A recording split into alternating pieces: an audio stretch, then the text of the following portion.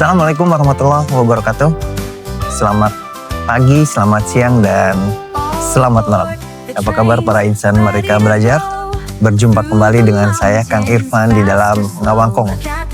Kali ini kita lanjutkan diskusi dalam perjalanan yang cukup panjang, namun tidak jauh dari diskusi tentang transformasi transportasi di negara-negara lain sebagai bahan pembelajaran untuk Indonesia tentunya. Sebagai informasi, kemarin saya baru mengikuti salah satu simposium internasional yang dihadiri oleh banyak peneliti dari berbagai belahan dunia. Di antara yang menarik adalah dari Glasgow University, kemudian dari Imperial College, ada juga teman-teman dari Jepang, Korea, dan China. Luar biasa memang pembahasannya tentang transportasi ke depan, terutama yang menggunakan artificial intelligence. Dalam forum tersebut banyak kita belajar. Sebenarnya diskusi tentang teknologi tidak harus selalu high-tech, tapi saya melihat di tempat-tempat tertentu cukup menggunakan teknologi sederhana namun berdampak yang tepat. Kalau bahasa saya mungkin boleh dikatakan low teknologi high impact. Kali ini kita ada dalam perjalanan menuju Leeds.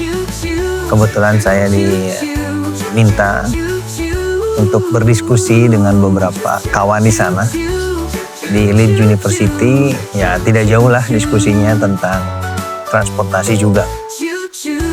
Sambil menunggu kedatangan kereta ke stasiun Leeds, alangkah baiknya kalau kita mengisi diskusi dalam Ngawangkong ini tentang apa ya? Tentang sepeda dulu aja. Sepeda di London dan Inggris pada umumnya merupakan bagian dari denyut kota yang merupakan inovasi yang tak pernah padam. Kita tahu Inggris merupakan pusat inovasi transportasi yang terus menyala, berkembang, mulai dari jalur rel bawah tanah yang bersejarah lebih dari 100 tahun yang lalu, hingga jalur sepeda yang menurut saya super highway. Sepeda ini bisa dilihat di berbagai belahan jalan di kota London misalnya.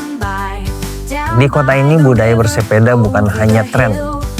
Ini merupakan bagian dari integral gaya hidup aktif, teknologi modern, dan upaya membangun kota yang sehat serta berkelanjutan.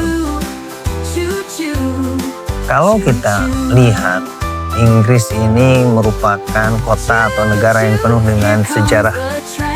Contoh sejarah sepeda di London dimulai dari Fellowship Pipe abad ke-19 kalau tidak salah, hingga hadirnya Brampton yang merupakan ikon sepeda lipat yang lahir di South Kensington pada tahun 1975.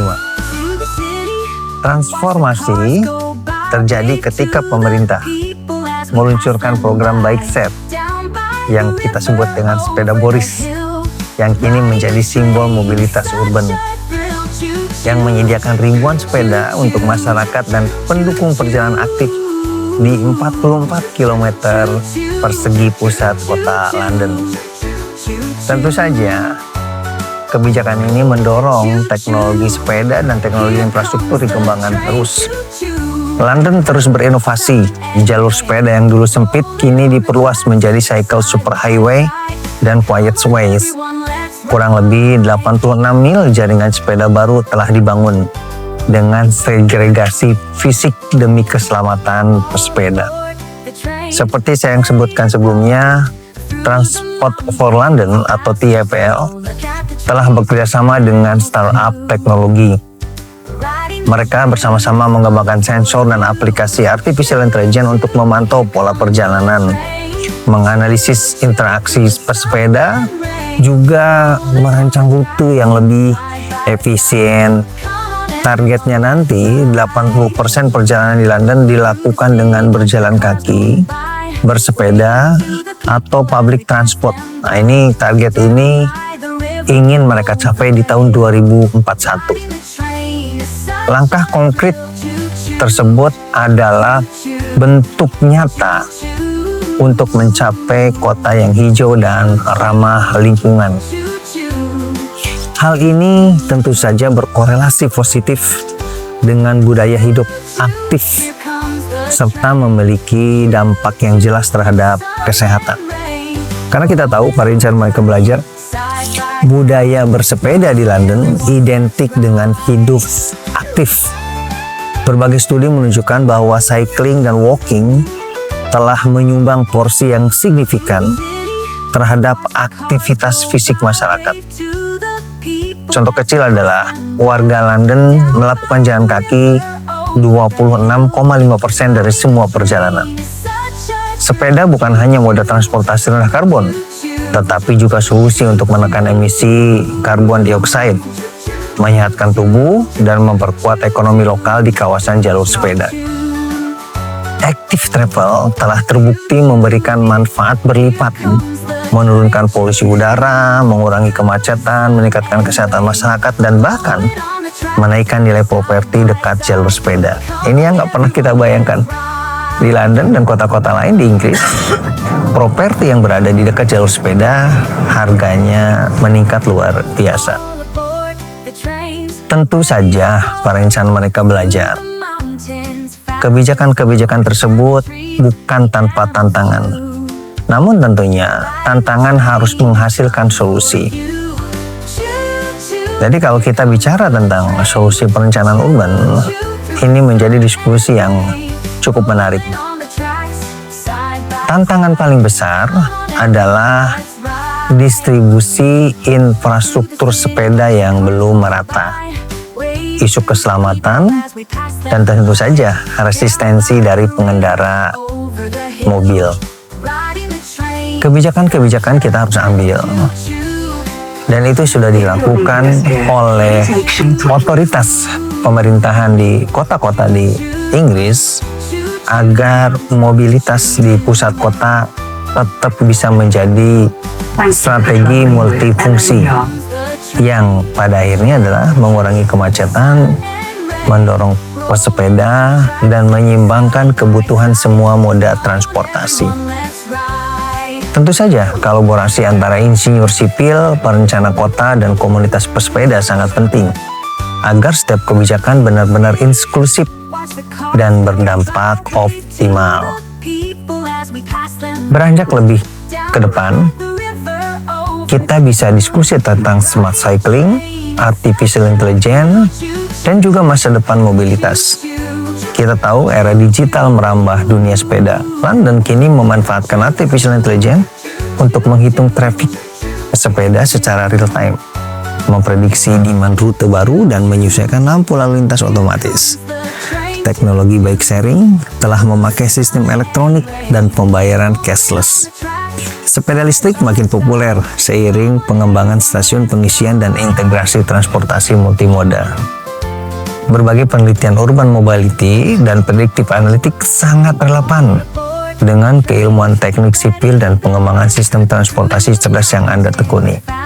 Kalau Anda sempatkan membaca beberapa paper dalam perkembangan terakhir ini, Anda akan banyak menemukan bagaimana teknologi untuk mendukung pesepeda di kota ini banyak sekali diterbitkan, terutama yang membahas tentang keselamatan, keterlibatan artificial intelligence, juga teknologi-teknologi lain untuk mendukung keinginan masyarakat benar-benar merasa aman dan nyaman saat menggunakan sepeda. Kenapa seperti itu? Karena pada akhirnya, kalau kita bicara sepeda, maka kita bicara lingkungan. Kalau kita bicara sepeda dan lingkungan, maka kita tidak bisa menghindarkan dari istilah circular economy. Contoh, setiap kilometer ditempuh dengan sepeda berarti 250 gram emisi karbon dioksida dapat dihindari. London telah menggabungkan strategi circular economy dengan upaya pengurangan polusi dan inovasi urban. Misal, proyek daur ulang limbah sepeda, pemanfaatan sepeda bekas untuk komunitas marginal, serta kampanye Zero Waste dalam event cycling besar kota. Tentu saja aktivitas ini telah memperkuat peran sepeda sebagai ikon sustainability dan menginspirasi kebijakan baru di bidang transportasi dan teknik sipil urban. Pada insan mereka belajar, di dalam diskusi kecil sambil makan siang kemarin dengan teman-teman peneliti di Inggris area terutama bicara tentang sepeda, saya mendapatkan inspirasi berdasarkan studi kasus dan interaksi masyarakat. Kisah pesepeda London bukan hanya soal perjalanan, tapi juga komunitas. Beragam aktivitas dari tur sepeda historis, bike to walk, hingga kampanye anak sekolah bersepeda sehat telah menjadikan sepeda sebagai pemersatu generasi dan profesi. Sepeda di London kini terhubung dengan high street bisnis, kawasan seni, hingga jejaring penelitian universitas.